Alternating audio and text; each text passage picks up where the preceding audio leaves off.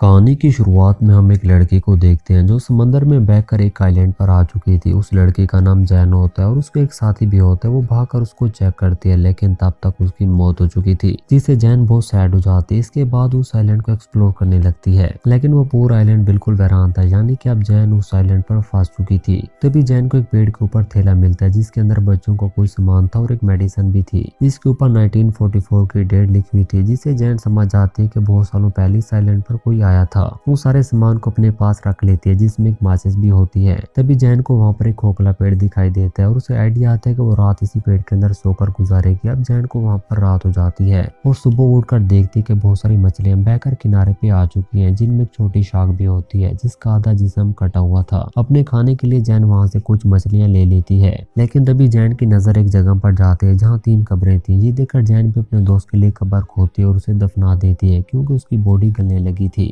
अगली सुबह जैन आइलैंड का चक्कर लगाती है तो वो देखती है कि उसके दोस्त की बॉडी आधी कटी हुई है। ये देखकर वो बहुत ज्यादा डर जाती है और वो समझ जाती है कि ये काम किसी जानवर का है जो इस आइलैंड पर रहता है। इसलिए वो एक लकड़ी को काटकर भाला बना लेती है और रात को उसका इंतजार करने लगती है ताकि उसको मार सके। लेकिन जैन को सख्त नींद आने लगती है और वो सो जाती है, लेकिन वो जानवर भी नहीं आता। अगली सुबह जैन को समंदर के अंदर एक सूटकेस तैरता हुआ दिखाई देता है और वो उसको पकड़ने के लिए समंदर में कूद जाती है, लेकिन उसे समंदर के अंदर कुछ फील होता है। जब वो नीचे पानी में देखती तो वहाँ पर एक बहुत बड़ा गड्ढा था। जैन को समझ नहीं आ रही थी कि ये किस चीज का है। वो सूटकेस को लेकर किनारे पर आ जाती है और उसे चेक करती है, जिसके अंदर कुछ कपड़े और शूज थे, जिन्हें जैन खुद पहन लेती है। रात को जैन उस सामान को चेक करती है तो उसमें एक फैमिली की तस्वीरें भी थी। तभी जैन को एक प्लेन की आवाज सुनाई देती है। उस प्लेन को सिग्नल देने के लिए बाहर जाती है और अपनी फ्लेयर गन से उसको सिग्नल देती है, लेकिन तब तक प्लेन वहां से जा चुका था। लेकिन फ्लेयर गन की बुलेट जब नीचे आ रही होती है तो उसकी रोशनी में जैन को एक क्रीचर दिखाई देता है जो उसकी तरफ आ रहा था, और वो डरकर आइलैंड की तरफ भागती है और ये रात भी जैन छुप कर गुजार देती है।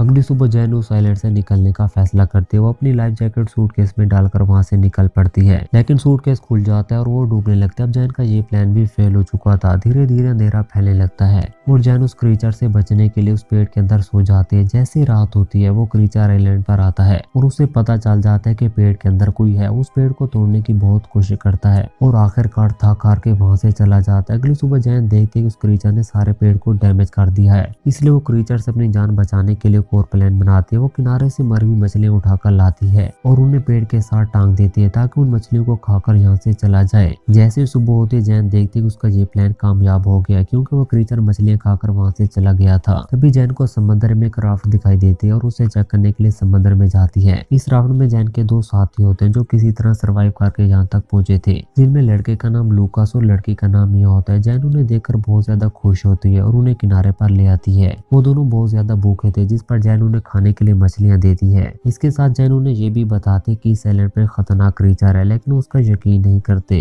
वो समझते कि शायद ये झूठ बोल रही है, जिस पर जैन उन्हें उस फैमिली की तस्वीरें दिखाते जिसको वो क्रीचर खा गया था, लेकिन वो कहते कि हम 5 दिन से समंदर में भटकते रहे, हमें कोई क्रीचर नहीं मिला। अब जैन भी समझ जाते कि उसका यकीन करने वाले नहीं है, इसलिए अगले दिन जैन छुपकर वहां से भागने लगते, लेकिन उसे देख लेते हैं और उसे पकड़ लेते हैं। और जब रात होती है तो वो जैन को पेड़ से बांध देते हैं ताकि वो भाग ना सके। दूसरी तरफ हम मिया को देखते हैं जो किनारे पर घूम रही थी, और तभी उसके सामने वही क्रीचर आता है। मिया उसे देखकर बहुत ज्यादा चिल्लाती है। मिया की आवाज सुनकर लूकास उसकी तरफ भागता है, लेकिन उसके पहुंचने से पहले वो क्रीचर मिया को लेकर वहां से जा चुका था। ये देखकर लूकास रोने लगता है, लेकिन तभी वहां पर जैन आ जाते और उसे वहां से ले जाते हैं। लेकिन लूकास बहुत ज्यादा डर चुका था और वो सारी रात एक पेड़ पे गुजारता है। अगली सुबह मिया उसे कहते कि मैं जल्द से जल्द इस आइलैंड से निकलना होगा, नहीं तो अगली बारी हम दोनों की होगी। अब लूकास भी मिया की बात मान लेता है और वो दोनों राफ्ट में बैठकर वहां से निकल पड़ते हैं। लेकिन तभी लूकास को नीचे समंदर में वही क्रीचर दिखाई देता है। वो दोनों उसे छुपने के लिए राफ्ट को हर तरफ से बंद कर देते हैं, लेकिन वो नीचे से हमला करके जैन को पानी के अंदर खींच लेता है। जैन के पास चाकू था, उस पर कई हमले करते, लेकिन उसे कुछ नहीं होता।